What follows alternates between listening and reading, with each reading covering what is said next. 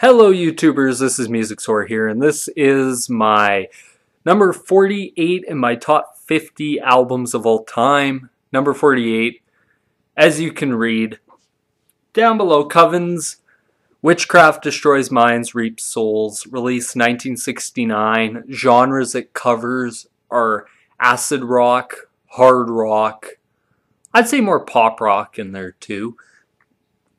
It features 10 songs, and it is 45 minutes and 55 seconds long. It features Jinx Dawson on vocals, Jim Dollinger on guitar and vocals, I hope I said that right, John Hobbs on keyboards, organs, and piano, Oz Osbourne on bass, and Alan Ross on percussion and drums.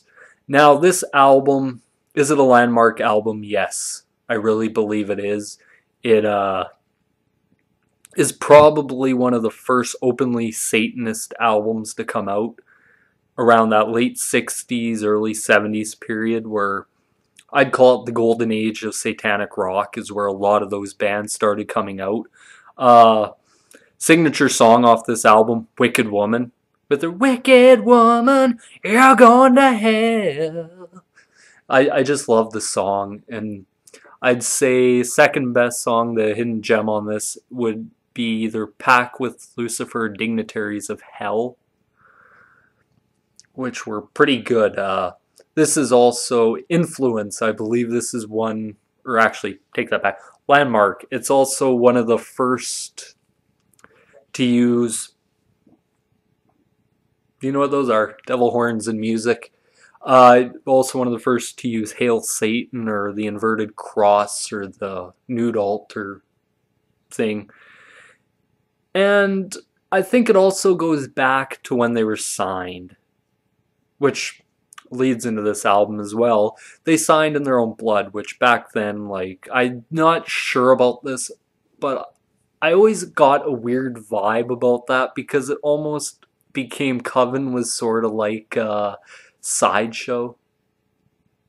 It's just my opinions on that. I'm not sure, but it just felt like they treated Coven like a sideshow when they did stuff like that. Yeah, this album's pretty decent musically. I think it's a very tight musical album, but it's vocally, Jinx Dawson is phenomenal. I love her voice. If it is almost like Grace Slick, Janis Joplin, but harsher. It's very harsh, and I really enjoy it. Other moments on this album that were pretty good. Black Sabbath.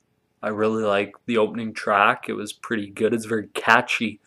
That's something about this album, is it's very catchy and it's very good.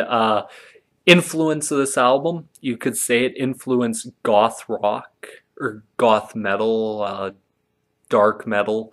A lot of that stuff is sort of, I read on Wikipedia that is something that they said more influence of this album. And I think,